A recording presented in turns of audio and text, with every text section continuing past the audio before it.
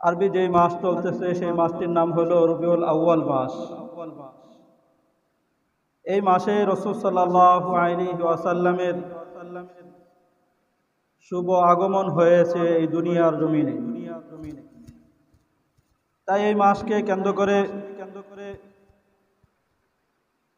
মিলাদুন নবী উদযাপন করা হয়। সেই হিসাবে আমরা শুনেছিলাম ঈদ ঈদ অর্থ কি এবং শরীয়তের পরিভাষায় শরীয়ত ঈদ বলতে কি বোঝায়, আমাদেরকে শরীয়ত ঈদ পালন করার হুকুম যে দিয়েছেন, কয়টি ঈদ পালন করার হুকুম দিয়েছেন। শরীয়ত আমাদেরকে, আমরা পূর্বে আলোচনা শুনেছি, শরীয়ত আমাদেরকে কেবলমাত্র ঈদুল ফিতর এবং ঈদুল আজহা হাদিস দ্বারা আমরা এটাই শুনেছি, আমাদেরকে এই দুইটি ঈদই পালন করার জন্য শরীয়ত আমাদেরকে অনুমতি দিয়েছেন। এখন আমি আর আপনি যদি রাসূল সাল্লাল্লাহু আলাইহি ওয়াসাল্লামের মহাব্বত প্রকাশ করতে গিয়ে রাসূল সাল্লাল্লাহু আলাইহি ওয়াসাল্লামের যেদিন জন্মগ্রহণ করেছেন সেই দিনকে কেন্দ্র করে ঈদ পালন করি, তাহলে শরীয়তের মাঝে আমি আর আপনি কেমন যেন একটি নতুন একটি বিষয় আবিষ্কার করলাম, যেটা শরীয়ত অনুমতি দেয় নাই, আর এটাকেই বেদাত বলা হয়। জন্য এই সমস্ত বেদাতি কার্যক্রম থেকে আল্লাহ তাআলা আমাদেরকে হেফাজত করেন। তৃতীয় নম্বর আমরা শুনেছিলাম মিলাদুন নবী এর অর্থ কি। মিলাদ অর্থ হলো জন্ম, আর মিলাদুন নবী এর অর্থ হলো রাসূল সাল্লাল্লাহু আলাইহি ওয়াসাল্লামের জন্ম। রাসূল সাল্লাল্লাহু আলাইহি ওয়াসাল্লামের জন্ম দিবস। 4 নম্বর আমরা শুনেছিলাম জন্মকে কেন্দ্র করে বাৎসরিক যে সমস্ত অনুষ্ঠান করা হয়, এটা কোথা থেকে শুরু হয়েছে এই ইতিহাসও আমরা শুনেছি। 5 নম্বর আজকে আমরা যেটা শুনবো সেটা হলো রাসূল সাল্লাল্লাহু আলাইহি ওয়াসাল্লামের জন্ম কোন দিনে হয়েছে। রাসূল সাল্লাল্লাহু আলাইহি ওয়াসাল্লামের জন্ম কোন দিনে হয়েছে। মুসনাদে আহমদ এর 4 নম্বর খণ্ড 172 নম্বর পৃষ্ঠা। আব্দুল্লাহ ইবনে আব্বাস রাদিয়াল্লাহু তাআলা আনহু তিনি বর্ণনা করেন, উলিদা রাসূলুল্লাহি সাল্লাল্লাহু আলাইহি ওয়াসাল্লাম ইয়াউমাল ইসনাইন। আব্দুল্লাহ ইবনে আব্বাস রাদিয়াল্লাহু তাআলা আনহু তিনি বলেন, রাসূলুল্লাহ সাল্লাল্লাহু আলাইহি ওয়াসাল্লাম ইয়াউমুল ইসনাইন সোমবার দিন রাসূলুল্লাহ সাল্লাল্লাহু আলাইহি ওয়াসাল্লাম জন্মগ্রহণ করেন। ইয়াউমুস সাbt শনিবার, ইয়াউমুল আহাদ রবিবার, ইয়াউমুল ইসনাইন সোমবার। এই সোমবার দিন রাসূলুল্লাহ সাল্লাল্লাহু আলাইহি ওয়াসাল্লামের জন্ম হয়। কোন দিন হয়? জোরে বলেন না, কোন দিন হয়? সোমবার দিন।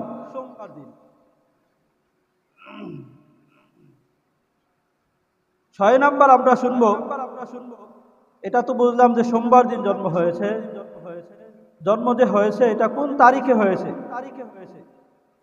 আমরা যে আমাদের মাঝে যে প্রসিদ্ধ আছে 12 তারিখ, এই তারিখে হলো বিশুদ্ধতম মত কোনটা এটা আমরা শুনবো। অন্যান্য মত আছে, অনেকগুলা মত আছে, আমাদের মাঝে যেটা প্রসিদ্ধ হয়েছে 12ই রবিউল আউয়াল, এটা হলো প্রসিদ্ধ, বিশুদ্ধ নয়। বিশুদ্ধ মত অন্যটা। আল বিদায়া ওয়ান নিহায়া, আল বিদায়া ওয়ান নিহায়া এই কিতাবের রাসূল সাল্লাল্লাহু আলাইহি ওয়াসাল্লামের জন্ম সম্পর্কে 7টি মত, কয়টি? 7টি মত উল্লেখ করেছেন। কিতাবটির নাম কি? আল বিদায়া ওয়ান নিহায়া। বলেন না সবাই আল বিদায়া, বলেন সকলে আল বিদায়া ওয়ান নিহায়া, আল বিদায়া ওয়ান নিহায়া। এই কিতাবটির মধ্যে উল্লেখ আছে। 7টি মত উল্লেখ করেছেন। 1 নম্বর মতে উল্লেখ করেছেন রাসূল সাল্লাল্লাহু আলাইহি ওয়াসাল্লামের জন্ম হয়েছে 2 রবিউল আউয়াল, রবিউল আউয়ালের 2 তারিখে। 2 নম্বর মত উল্লেখ করেছেন, সেই জায়গায় বলেছেন রাসূল সাল্লাল্লাহু আলাইহি ওয়াসাল্লামের জন্ম হয়েছে রবিউল আউয়াল মাসের 8 তারিখে। 3 নম্বর মত উল্লেখ করেছেন রাসূল সাল্লাল্লাহু আলাইহি ওয়াসাল্লামের জন্ম হয়েছে রবিউল আউয়াল মাসের 10 তারিখে। 4 নম্বর মতে উল্লেখ করেছেন রাসূল সাল্লাল্লাহু আলাইহি ওয়াসাল্লামের জন্ম হয়েছে 12 রবিউল আউয়াল। 5 নম্বর মত সেই জায়গায় উল্লেখ করেছেন 17 রবিউল আউয়াল, রবিউল আউয়াল মাসের 17 তারিখে। 6 নম্বর মত অভিমত হলো রাসূল সাল্লাল্লাহু আলাইহি ওয়াসাল্লামের জন্ম হয়েছে রবিউল আউয়াল মাসের 8 দিন বাকি থাকতে। যে মাস 30 হয় তাহলে 22 তারিখে, 8 দিন বাকি থাকতে। 7 নম্বর মত যেটা উল্লেখ করেছেন সেটার মধ্যে আছে রমজান মাসের 12 তারিখে। এই 7টি মত উল্লেখ করেছেন ইবনে কাসির রহমতুল্লাহি আলাইহি। আমরা তাফসির ইবনে কাসির পড়ি, একজন বিশুদ্ধ একজন লোক, এনার অভিমতগুলাকে গ্রহণযোগ্য এমন একজন লোক। কোরআনে কারিমে তাফসির লিখেছেন যিনি, এবং হাদিসের ক্ষেত্রে অনেক কাজ করেছেন তিনি, ইবনে কাসির রহমতুল্লাহি আলাইহি। তিনি এই যে 7টা মত উল্লেখ করেছেন, একজন বলছেন 2 তারিখে, একজন বলছেন 8 তারিখে, একজন বলছেন 12 তারিখে। এভাবে 7টা মত, রমজান মাসের 12 তারিখে, এভাবে 7টা মত যে আছে, প্রত্যেকটা মতের যারা অভিমত দিয়েছেন তারা প্রত্যেকেই দলিলও দিয়েছেন। 2 তারিখ যারা বলছে তাদের দলিল দিয়েছেন, 8 তারিখ যারা বলছেন তারাও দলিল দিয়েছেন, 12 তারিখ যারা বলছেন তারাও দলিল দিয়েছেন, প্রত্যেকেই দলিল পেশ করছে। ইবনে কাসির রহমতুল্লাহি আলাইহি তিনি যে কাজটা করেছেন, তিনি প্রত্যেকটা অভিমত যে মতগুলা দিয়েছেন, 7টা মত, এই 7টা মতের মাঝে সবগুলাকেই তিনি খণ্ডন করছেন। এটা না 2 তারিখ, এটা না, হ্যাঁ, এরকম ভাবে 10 তারিখ এটা না, 12 তারিখ এটা না, এভাবে এটার যুক্তি পেশ করছেন, বিভিন্ন খণ্ডন হাদিস পেশ করছেন, খণ্ডন করছেন। খণ্ডন করার পরে 7টি মতের মাঝে 3টা মতকে তিনি অগ্রাধিকার প্রাধান্য দিয়েছেন। কয়টা মত? 3টাকে প্রাধান্য দিয়েছেন। সেই 3টার মাঝে একটা প্রাধান্য দিয়েছেন 2 তারিখ, রবিউল আউয়াল মাসের 2 তারিখকে প্রাধান্য দিয়েছেন। রবিউল আউয়াল মাসের 8 তারিখ যেটা আছে ওটাকেও প্রাধান্য দিয়েছেন। রবিউল আউয়াল মাসের 12 তারিখ যে আছে ওটাকে প্রাধান্য দিয়েছেন। 2 তারিখ যে অভিমতটা পেশ করেছেন, এই সূত্রের মাঝে যিনি বর্ণনা করছেন, হাদিসের ক্ষেত্রে একটা সূত্র আছে, যিনি রাবি, যারা বর্ণনা করেন ওদেরকে রাবি বলা হয়।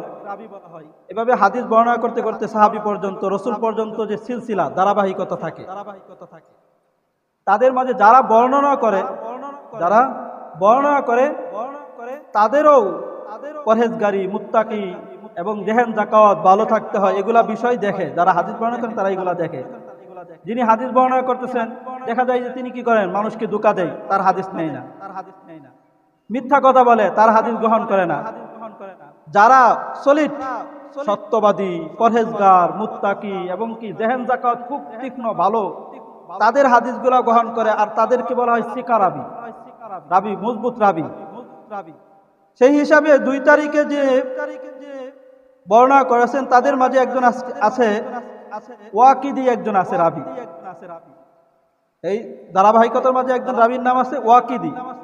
আর এই ওয়াকিদির ব্যাপারে ইবনে হাজার আসকালানী রহমতুল্লাহি আলাইহি, যিনি হাদিস বিশারদ, তিনি তার ক্ষেত্রে বলেছেন তিনি মাতরুকুল হাদিস, মানে তিনি তার হাদিসগুলা গ্রহণযোগ্য না, তার হাদিসগুলা গ্রহণ করা যায় না, এরকম একজন রাবি। তাহলে 2 তারিখেরটা গ্রহণ করা যায় না, 2 তারিখ যিনি বলেছেন তারটা গ্রহণ করা যায় না। আর 8 তারিখ যিনি বলেছেন, 8 তারিখের মত পেশ করেছেন, তার ক্ষেত্রে মুহাম্মদ ইবনে ইসহাক ইতিহাসবিদ একজন আছেন, মুহাম্মদ বিন ইসহাক, যিনি ইতিহাসবিদ, সহিহুল বুখারীর মাঝে যারা হাদিস বিশারদ ইতিহাস আনছেন তাদের মাঝে মুহাম্মদ বিন ইসহাক তিনি আছেন, সেই রাবিটা বুখারীর মাঝেও আছে। তিনি বলেন কানা মাউলুদুহু আমাল ফিল, রাসূল সাল্লাল্লাহু আলাইহি ওয়াসাল্লামের যে জন্ম হয়েছে এই জন্মটা হয়েছে আমাল ফিল। আমরা অনেকেই শুনেছি, আমরা সকলেই বেশিরভাগ আমরা শুনেছি রাসূল সাল্লাল্লাহু আলাইহি ওয়াসাল্লামের জন্মের আগে হস্তি বাহিনী মানে হাতি বাহিনী মক্কা শরীফকে ধ্বংস করে দেওয়ার জন্য তারা কি গিয়েছিল, শুনেছেন এই ঘটনা?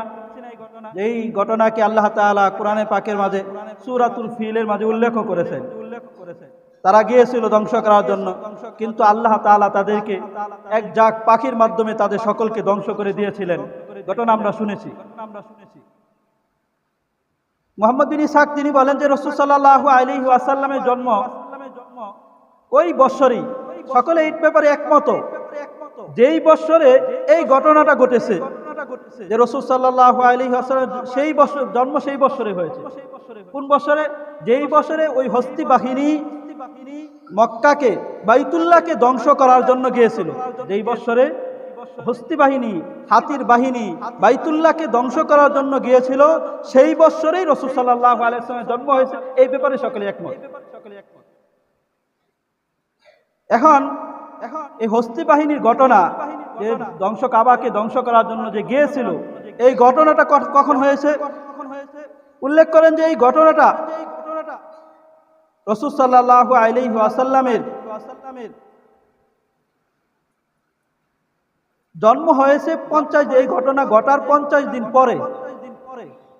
এই ঘটনা ঘটার 50 দিন পরে রাসূল সাল্লাল্লাহু আলাইহি ওয়াসাল্লামের জন্ম হয়েছে।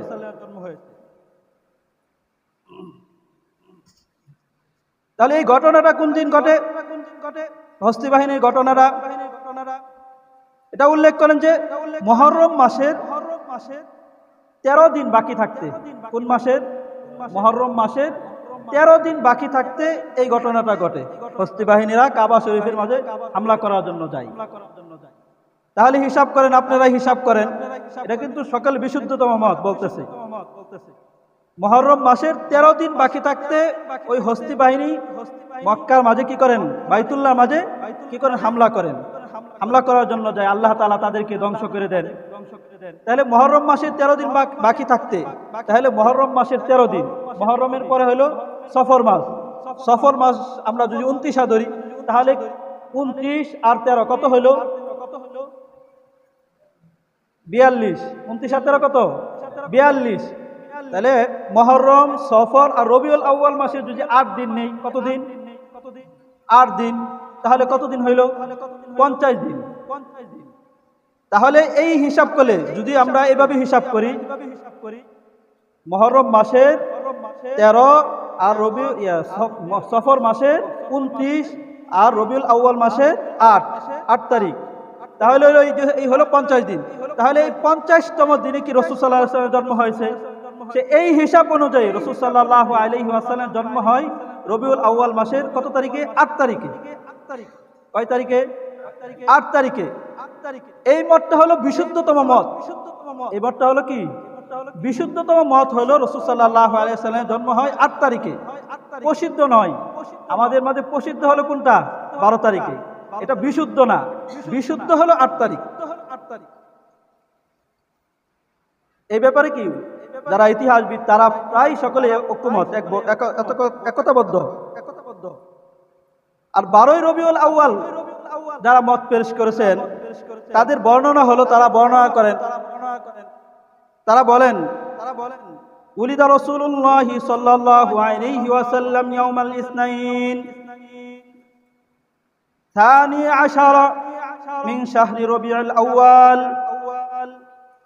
রাসূল সাল্লাল্লাহু আলাইহি ওয়াসাল্লামের জন্ম হয়েছে সোমবার দিন রবিউল আউয়াল মাসের 12 তারিখে। যারা 12 তারিখের মত পেশ করেন তারা বলেন, আর তাদের মাঝে তারা যে বর্ণনাটা পেশ করেন তাদের মাঝে যারা বর্ণনা করেন এই হাদিসটাকে বর্ণনা করেন হলো আফফান ইবনে মুসলিম। রাবীর নাম কি? আফফান ইবনে মুসলিম। তিনি বর্ণনা করেন কার থেকে? সাঈদ রাহমাতুল্লাহি আলাইহি। আফফান ইবনে মুসলিম তিনি হলেন ছাত্র, সাঈদ হলেন কি? উস্তাদ। তার থেকে বর্ণনা করেন। এই জায়গায় যে সমস্যাটা হয়েছে, আফফান ইবনে মুসলিম তার জন্ম হলো 134 হিজরি। 100 কত হিজরি? 34 হিজরি। যিনি ছাত্র তার জন্ম কত? 134 হিজরিতে।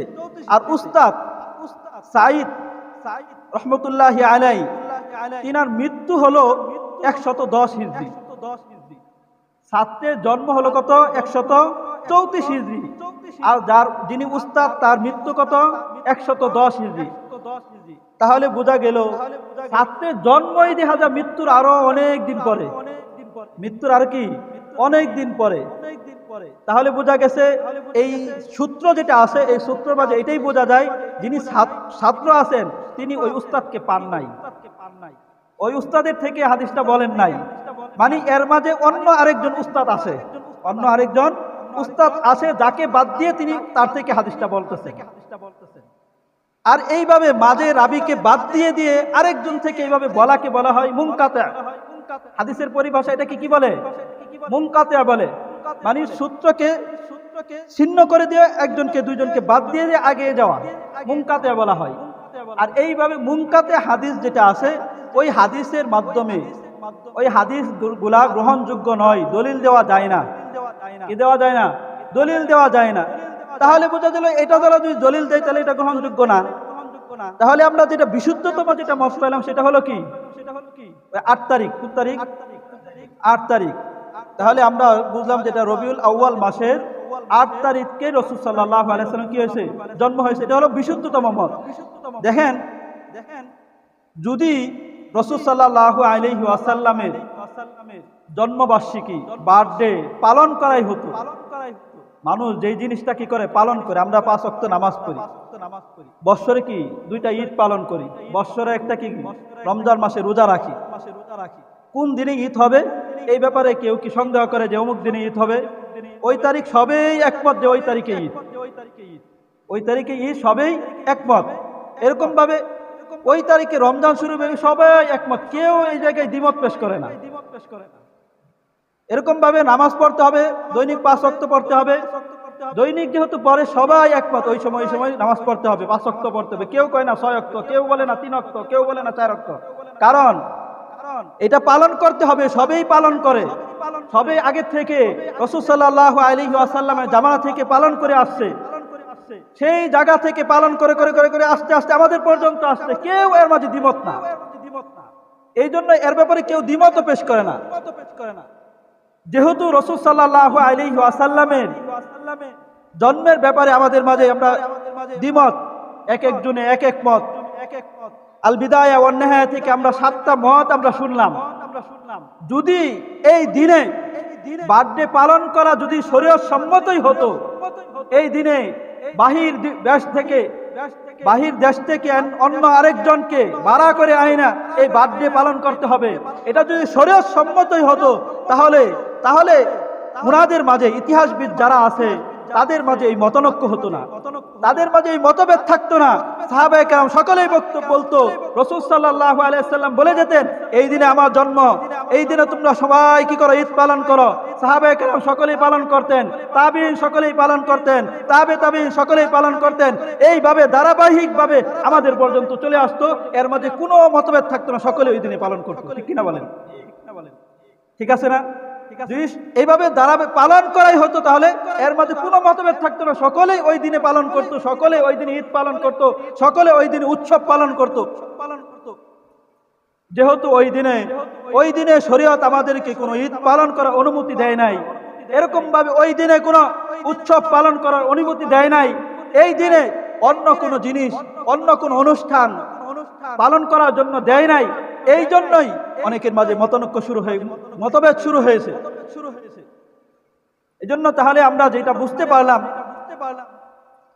রাসূল সাল্লাল্লাহু আলাইহি ওয়াসাল্লামের জন্ম বিশুদ্ধতম মত কোনটা? তাহলে আমরা শুনলাম 8ই রবিউল আউয়াল। কত? জোরে বলেন না, কত? 8ই রবিউল আউয়াল। এটা হলো কি?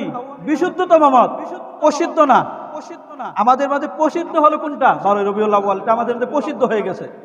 প্রসিদ্ধ হইতে হইতে এমন হয়েছে রাষ্ট্রীয়ভাবে ছুটি ঘোষণা করা হয়। কিন্তু বিশুদ্ধতম মত হলো কোনটা? 8ই রবিউল আউয়াল। আল্লাহ তাআলা আমাদেরকে বুঝার এবং আমল করার তৌফিক দান করে, সকলে বলি আমিন।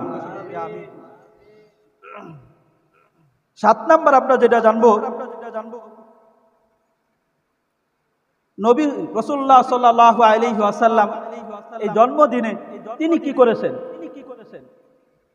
আমরা তো ওইটাই, এই জন্মদিনকে কেন্দ্র করে ওইটাই আমল করব। রাসূল যেটা করেছেন, সাহাবায়ে কেরাম যেটা করেছেন, তাবিঈন যেটা করেছেন, তাবিঈন যেটা করেছেন সেটাই করব। আমরা এই দিনে ওই আমল করব না যেটা রাসূল সাল্লাল্লাহু আলাইহি ওয়াসাল্লামের সোনালী যুগ পার হয়ে তারপরে 300 বছর পার হয়ে যাওয়ার পরে তারপরে আমাদের মাঝে নতুন ভাবে কোনো একটা জিনিস আমদানি হবে, ওইটা আমল করব, এটা করব না। আমরা ওইটাই আমল করব যেটা রাসূল করেছেন। আমরা ওইটাই করব যেটা কে করেছেন? রাসূল সাল্লাল্লাহু আলাইহি ওয়াসাল্লাম করেছেন। কে করেছেন? জোরে বলেন না, কে করেছেন? রাসূল সাল্লাল্লাহু আলাইহি ওয়াসাল্লাম করেছেন। আমাদের দিলে যদি রাসূলের মহব্বত আর ভালোবাসা থাকে তাহলে আমাদের দিল থেকে ওইটাই আমলযোগ্য হবে যেটা রাসূল করেছেন, ওইটাই আমরা করব। রাসূল সাল্লাল্লাহু আলাইহি ওয়াসাল্লাম তিনি জন্মদিনকে কেন্দ্র করে বাৎসরিকভাবে কোনো অনুষ্ঠান বা বাৎসরিকভাবে কোনো আমল করতেন না, সপ্তাহে করতেন। যেই দিনে জন্মগ্রহণ করেছেন সোমবার দিন, এই দিনে রাসূল সাল্লাল্লাহু আলাইহি ওয়াসাল্লাম রোজা রাখতেন। কি রাখতেন? জোরে বলেন, কি রাখতেন? একটু জোরে বলেন, কি রাখতেন? রোজা রাখতেন। এখন আমি আর আপনি রাসূলের মহব্বত আর ভালোবাসা, রোজা রাখার কথা যদি বলি তাহলে তো এটা কোশ্চিনকালেও সম্ভব না। রোজা যারা আশেকে রাসূল বলে দাবি করে আর রাসূলের মহব্বত আর ভালোবাসা দেখাতে গিয়ে ঈদ পালন করে, ওই সমস্ত লোকদেরকে দেখবেন যে আল্লাহ তাআলা যে সমস্ত দিনে রোজাকে ফরজ করেছেন রমজান মাসে, ওই দিনগুলাতে এই সমস্ত আশেকে, বন্ড আশেকে রাসূলরা রোজা রাখে না। ঠিক কিনা বলেন? আছে কি নাই? আছে, অসংখ্য আছে, অগণিত আছে।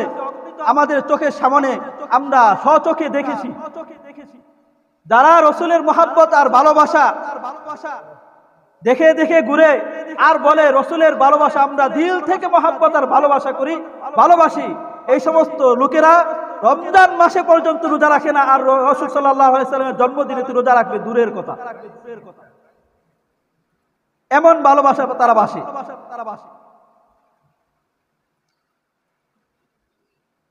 রাসূল সাল্লাল্লাহু আলাইহি ওয়াসাল্লাম এই জন্মদিনকে কেন্দ্র করে ওই সমস্ত তারা আমল করতে রাজি নয়। কোথায় সিন্নি আছে, কোথায় বিরিয়ানি আছে, কোথায় খিচুড়ি আছে, কোথায় মিষ্টি আছে, কোথায় জিলাপি আছে, সেই জায়গায় গিয়ে সমস্ত বন্ডার আগে জমা হয়। আমলের ক্ষেত্রে আমলের কথা যদি বলা হয়, আমলের দিকে যদি দাওয়াত দেওয়া হয়, ডাকা হয়, এই সমস্ত লোকদেরকে খুঁজে পাওয়া যায় না। নামাজের কথা বললে নামাজের প্রয়োজন নাই এদের, রোজার কথা বললে রোজার প্রয়োজন নাই, অন্যান্য বিধিবিধান সেইগুলোর মাঝে তাদেরকে পাওয়া যায় না। পাওয়া যায় শুধু এই বিরিয়ানির ক্ষেত্রে, পাওয়া যায় শুধু খিচুড়ির মাঝে, পাওয়া যায় শুধু তাদেরকে জিলাপির মাঝে।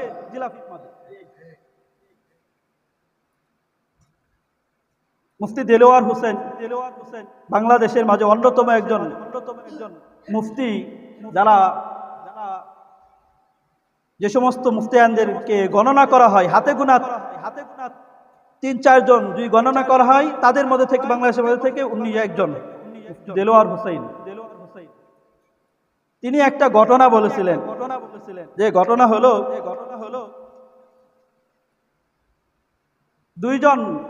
একজন হলো যিনি দুধ বিক্রি করে তার গাবি, আরেকজন হলো যিনি কি করেন, দুধ বিক্রি করে না, সমস্ত দুধ গাবির যে বাছুর আছে তাকে কি করে, বাচ্চাকে খাওয়ায় দেয়। একজন কি করে, দুধ গাবির দুধ সবটাই দহন করে বিক্রি করে, আরেকজন করে দুধ কি করে, সবটাই গাবির বাচ্চাকে খাওয়ায় দেয়। এখন বলেন, আপনাদের বলেন, দুই বাছুর যে দুই বাচ্চার মাঝে ব্যবধান আছে কি নাই? কোনটা বেশি শক্তিশালী হবে? দুধ বেশি খাওয়া ওটা কি অনেক শক্তিশালী। আর যেটা দুধ বিক্রি করে দেয় সব, ওটা দেখবেন যে দৌড়াদৌড়ি করতে পারবে না। বাচ্চাগুলা স্বাভাবিকভাবে যখন ছোট থাকে 1 মাস 15 দিন সব সময় সারাক্ষণই দৌড়তে থাকে, সারাক্ষণই কি করতে থাকে? দৌড়তে থাকে। এই জায়গা থেকে ওই জায়গা, ওই জায়গা থেকে এই জায়গা দৌড়াদৌড়ি করতে থাকে। এখন ওই দুই বাচ্চা তারা পরামর্শ করতেছে, আসো দেখি আমরা দুইজনে প্রতিযোগিতা লাগাই। আমরা কি লাগাই? প্রতিযোগিতা লাগাই। যিনি দুধ বিক্রি করে দেয় তার গাভীর যে বাচ্চা আছে ওটা বলতেছে যে, ওটাকে বলতেছে যিনি দুধ বিক্রি করে না, সবটুকু খাওয়া দেয়, ওটা বলতেছে আসো আমরা প্রতিযোগিতা লাগাই। তাহলে কি দিয়ে প্রতিযোগিতা লাগবা? প্রতিযোগিতা সবচেয়ে তো এটাই হলো যে আমরা দুইজনে দৌড় দিই, কে কার আগে যেতে পারে। না, এটা প্রতিযোগিতা হবে না। যেটা কি দুধ বিক্রি করে দেশে তো পারবে না, না এটা হবে না। তাহলে কি মারামারি? না এটাও হবে না। শক্তির যে সমস্ত জিনিস আছে ওই সমস্ত জিনিস পেশ করছে, রাজি হয় না। তারপরে বলে তাহলে তুমি বলো কোন জিনিস নিয়ে আমাদের মাঝে প্রতিযোগিতা হবে? ও বলে যে তাহলে আমাদের মাঝে প্রতিযোগিতা হবে এটাই যে কে কার চেয়ে বেশি ঘুমাইতে পারে শুয়ে। আমাদের মাঝে প্রতিযোগিতা দুইজনের মাঝে এটা হবে, কে বেশি শুয়ে থাকতে পারে, সারাক্ষণ শুয়ে থেকে ঘুমাইতে পারে। আমরা দুইজন এই বিষয় নিয়ে কি করি? প্রতিযোগিতা করি। কে বলছে? যে দুর্বল, যার দুধ সব টাকায় কি বিক্রি করে দেয়, সে মায়ের দুধ খেতে পারে না। ঠিক তদ্রুপ ভাবে আমাদের মাঝে রাসূল সাল্লাল্লাহু আলাইহি ওয়াসাল্লামের মহব্বত আর ভালোবাসা নিয়ে দাবি করে আশিক রাসূল, দাবি করে রাসূল সাল্লাল্লাহু আলাইহি সাল্লামকে মহব্বত করি, কিন্তু ওই সমস্ত লোক তাদেরকে যদি বলা হয় আসেন আমরা আমলের দিক থেকে দেখাই কে কার চেয়ে আগে বাড়তে পারে, আসেন আমরা হাদিসগুলো আছে হাদিস পেশ করি, দুইজন বসি সমতার মাঝে আসি, তারা এগুলার মাঝে রাজি হবে না। আমলের ক্ষেত্রে রাজি নাই, নামাজের ক্ষেত্রে রাজি নাই, রাসূল সাল্লাল্লাহু আলাইহি ওয়াসাল্লাম সুন্নাতের ক্ষেত্রে রাজি নাই, কোনো ক্ষেত্রে রাজি নাই। তারা এক জিনিস নিয়ে প্রতিযোগিতা করতে রাজি, সেটা হলো কোথায় সিন্নি পাওয়া যায় সেই জায়গায় আমরা যেতে রাজি। ঠিক কিনা বলেন? কোথায় মিষ্টি পাওয়া যায়, কোথায় জিলাপি পাওয়া যাবে, কোথায় বাতাসা পাওয়া যাবে, সেই সমস্ত জায়গা নিয়ে তারা প্রতিযোগিতা করতে রাজি। কিন্তু রাসূল সাল্লাল্লাহু আলাইহি ওয়াসাল্লামের সুন্নাতের উপর নিজের জিন্দেগিকে গঠন করা, নিজে রাসূল সাল্লাল্লাহু আলাইহি ওয়াসাল্লামের জিন্দেগির উপর উঠবে, ওই জিনিস নিয়ে প্রতিযোগিতা করতে রাজি না। একজন স্বামী তার স্ত্রী বলে, যে স্ত্রী বলে স্বামী আমি তোমাকে অনেক মহব্বত করি, সব সময় জপতেই থাকি, জিকির করতে, আমি তোমাকে মহব্বত করি, আমি তোমাকে মহব্বত করি, ভালোবাসি, সারাক্ষণই বলে, আসলেই বলে আমি তোমাকে মহব্বত করি, ভালোবাসি। কিন্তু স্বামী যখন সারা দিন হাড় ভাঙ্গা মেহনত করে বাড়িতে বসলো, সারাদিন সকালে গিয়েছে, দুপুর বেলায় মেহনত করে বাড়িতে আসছে, বাসায় আসছে, এখন স্বামী খালি বলে আমি তোমাকে মহব্বত করি, কিন্তু স্বামীর জন্য খাবারও রান্না করে নাই, স্বামীর জন্য এত কষ্ট করে শরীর থেকে ঘাম ঝরছে, তার জন্য একটু ঠান্ডা পানি আয়না দিবে তাও আয়না দেয় না, তার জন্য একটু শরবত দিবে তাও আয়না দেয় না। তাহলে বলেন এই স্ত্রী কি স্বামীকে প্রকৃতপক্ষে মহব্বত করে? জোরে বলেন করে? আরো জোরে বলেন না করে কিনা? ঠিক তদ্রুপ ভাবে যে সমস্ত লোকেরা বলে যে আমরা রসুলের মহব্বত করি, রসুলের মহব্বত নিয়ে ভালোবাসা নিয়ে ঘুরি, কিন্তু তাদের মাঝে যদি, তাদের মুখের মাঝে যদি রসুলের সুন্নত না থাকে, তাদের লেবাসের মাঝে যদি রসুলের সুন্নত না থাকে, তাদের জিন্দেগির মাঝে যদি রসুলের সুন্নত না থাকে, ঠিক তদ্রুপ ভাবে তারাও এরকম ভাবে প্রকৃত রাসূল সাল্লাল্লাহু আলাইহি ওয়াসাল্লামের মহব্বতের দাবিদার না। তারাও এরকম ভাবে বন্ডামি ছাড়া আর কিছুই করে না। আল্লাহ তাআলা আমাদেরকে এই সমস্ত গুমরাহি থেকে, পথভ্রষ্টতা থেকে আল্লাহ তাআলা আমাদের সকলকেই হেফাজত করে। সকলে বলি আমিন। আরো জোরে বলেন আমিন। তাহলে রাসূল সাল্লাল্লাহু আলাইহি ওয়াসাল্লাম নিজে জন্মদিনকে কেন্দ্র করে, জন্মদিনে প্রত্যেক সপ্তাহে রাসূল সাল্লাল্লাহু আলাইহি ওয়াসাল্লাম সোমবার দিন রোজা রাখতেন। হাদিসের মধ্যে আসছে, তিরমিজি শরীফের 747 নম্বর হাদিস, قال رسول الله صلى الله عليه وسلم تعرض الأعمال يوم الاثنين والخميس। রাসূল সাল্লাল্লাহু আলাইহি ওয়াসাল্লাম বলেন আমল সমূহকে সোমবার দিন এবং বৃহস্পতিবার দিন আল্লাহ তাআলার কাছে বান্দার আমল, যে সমস্ত আমল করে সে সারা দিনে শনিবার দিন যে সমস্ত আমল করেছে, রবিবার দিন সে সমস্ত আমল করেছে, সব আমলগুলা সাপ্তাহিকভাবে সমস্ত সপ্তাহে এক সপ্তাহের মাঝে যে সমস্ত আমল করেছে সমস্ত আমলগুলা আল্লাহ তাআলার কাছে পেশ করা হয় সোমবার দিন, সমস্ত আমলগুলা আল্লাহ তাআলার কাছে পেশ করা হয় বৃহস্পতিবার দিন। রাসূল সাল্লাল্লাহু আলাইহি ওয়াসাল্লাম বলেন, ফাহাব্বু, আমি ভালোবাসি, আমি এটাকেই পছন্দ করি, এটাকেই মহব্বত করি, আইয়ুরাদু আমালি, আমার আমলটা আল্লাহ তাআলার কাছে যখন পেশ করা হবে, সোমবার দিন আমার আমল আল্লাহ তাআলার কাছে পেশ করা হবে, সেই দিন আমি এমন অবস্থায় থাকি, আনা সাইমুন, আমি রোজাদার, এই অবস্থায় আমার আমলকে আল্লাহ তাআলার কাছে পেশ করা হলো। সুবহানাল্লাহ। আমি রোজা অবস্থায়, আর এই অবস্থায় আমার আমলকে আল্লাহ তাআলার কাছে পেশ করা হচ্ছে। রাসূল সাল্লাল্লাহু আলাইহি ওয়াসাল্লাম সোমবার দিন রোজা রাখতেন, এই দিন রাসূল সাল্লাল্লাহু আলাইহি ওয়াসাল্লামের জন্ম হয়েছে।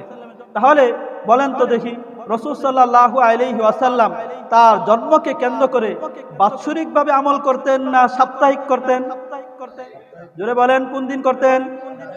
কোন দিন করতেন? তাহলে বাৎসরিক করতেন না, সাপ্তাহিক আমল করতেন। আর সেই দিনটা কোন দিন? সোমবার দিন। আর তিনি কি আমল করতেন? রোজা রাখতেন। কি আমল করতেন? রোজা রাখতেন। এই জন্য আমি রসুলকে মহাব্বত করি, ভালোবাসি, তাহলে আমি রসুল যে আমল করতেন সে আমল করি। সোমবার দিন রোজা রাখি, বৃহস্পতিবার দিন রোজা রাখি, এটা হলো রসুলের আমল। রসুলের আমল যদি আমার মহাব্বত আর ভালোবাসা যদি অন্তরের মাঝে থাকে, তাহলে আমার কোনটা করতে হবে? রসুল যে আমল করেছেন সেটা আমি করি। জন্মকে কেন্দ্র করে রসুল রোজা রেখেছেন, ওই দিনে রোজা রেখেছেন, আমি আর আপনি রোজা রাখি। আমাকে আপনাকে বিভিন্ন অনুষ্ঠান, বিভিন্ন মিছিল, বিভিন্ন মিলাদ আর কিয়াম, বিভিন্ন অনুষ্ঠান এগুলা করার জন্য বলেন নাই। যেটা করার জন্য, যেটা রসুল করেছেন সেটা করার চেষ্টা করি। আল্লাহ তাআলা আমাদেরকে রাসূল সাল্লাল্লাহু আলাইহি ওয়াসাল্লামের পুরোপুরি অনুসরণ করার তৌফিক দান করে, সকলে বলি আমিন।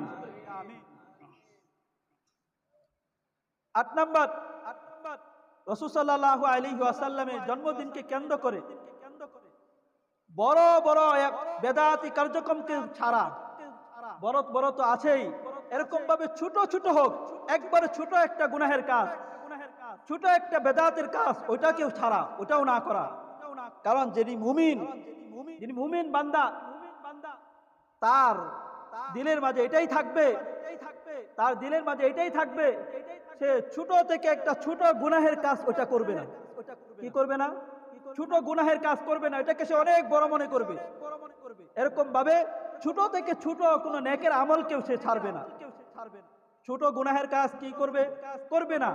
ছোট গুনাহের কাজ ওটাকে করবে না, এরকম ভাবে ছোট নেকের কাজকে ছাড়বে না। সহিহুল বুখারীর 2697 নাম্বার হাদিসের মধ্যে এসেছে, قال رسول الله صلى الله عليه وسلم من أحدث في أمرنا هذا ما ليس فيه فهو رد। রাসূল সাল্লাল্লাহু আলাইহি ওয়াসাল্লাম বলেন, যে ব্যক্তি আমাদের এই শরীয়তের মাঝে, ইসলামের মাঝে নতুন কোন জিনিসকে আবির্ভাব করে, নতুন কোন জিনিসের উদ্ভাবন করে, মা লাইসা ফীহি, যেই জিনিসটা শরীয়তের মাঝে নাই, ফাহুয়া রদ্দুন, ওইটা পরিত্যাজ্য, ওইটা গ্রহণ করার মতো নয়, ওইটার উপর আমল করা যাবে না। যেই জিনিস শরীয়তে অনুমতি দেয় নাই, ওই জিনিসের উপর কি করা যাবে না? আমল করা যাবে না। ওইটার উপর যদি আমল করি তাহলে ওটা হবে বেদাতি কার্যক্রম, ওটাই হবে দলালাত, পথভ্রষ্টতা।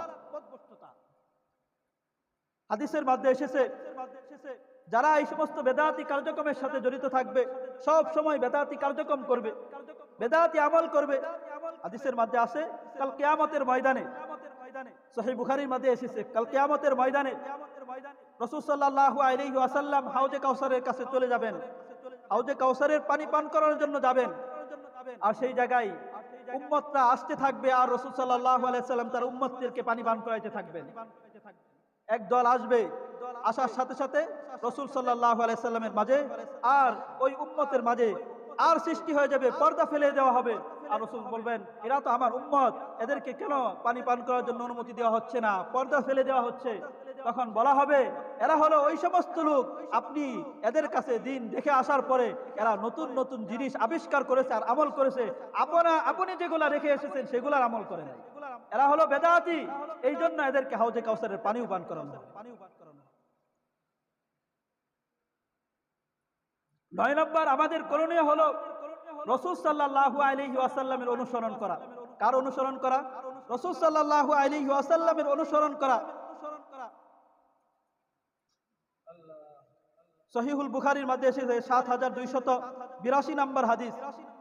রাসূল সাল্লাল্লাহু আলাইহি ওয়াসাল্লাম এর সাহাবী হুযায়ফা রাদিয়াল্লাহু তাআলা আনহু তিনি বলেন, ইয়া মাশারাল কুররা, হে কুরআন পাঠকারীরা, কুরআন তেলাওয়াত করনে ওয়ালারা, কুরআন পাঠকারী দল, কুরআন পাঠকারী জামাত, তোমরা শুনো, ইস্তাকিমু, ইস্তাকিমু, তোমরা দ্বীনে ইসলামের উপর, এর উপর তোমরা দৃঢ়তার সাথে জমে থাকো। ফাকাদ সাবাকুতুম বাইদান, তোমরা তো এই দ্বীনের ব্যাপারে তোমরা অনেক পাশ্চাত্যে চলে গেছো, পিছনে চলে গেছো। ফাইন আখাযতুম ইয়ামিনান ওয়া শিমালান, শরীয়তের সিরাতে মুস্তাকিম, ইহদিনাস সিরাতাল মুস্তাকিম, সঠিক পথ যেটা রাসূল সাল্লাল্লাহু আলাইহি ওয়াসাল্লাম আমাদেরকে বাতলিয়ে দিয়েছেন, যেই সঠিক পথের উপর আমরা চললে সরাসরি জান্নাতের মাঝে যেতে পারবো, তোমরা সেই পথটাকে ধরো। ফাইন আখাযতুম, আর যদি ওই সিরাতে মুস্তাকিমকে না ধরে, ফাইন আখাযতুম ইয়ামিনান, ওইটার ডান পাশে যেটা আছে গুমরাহি, ওইটাকে ধরো। অশিমালান, বাম পাশে যেটা আছে ওইটাকে যদি ধরো, ফাকাদ দালালতুম দালালান বাঈদা, তাহলে তোমরা বড়ই পথভ্রষ্টতার মাঝে তোমরা লিপ্ত হয়ে যাবে। আর হাদিসের মাঝে আসে, একটা পথভ্রষ্টতা এমন এক জিনিস, কুল্লু বিদআতিন দালালা ওয়া কুল্লু দালালাতিন ফিন্নার, প্রত্যেকটা বেদাতি হলো পথভ্রষ্টতা, আর প্রত্যেকটা পথভ্রষ্টতাই নিয়ে যাবে মানুষকে জাহান্নামের দিকে নিয়ে যাবে।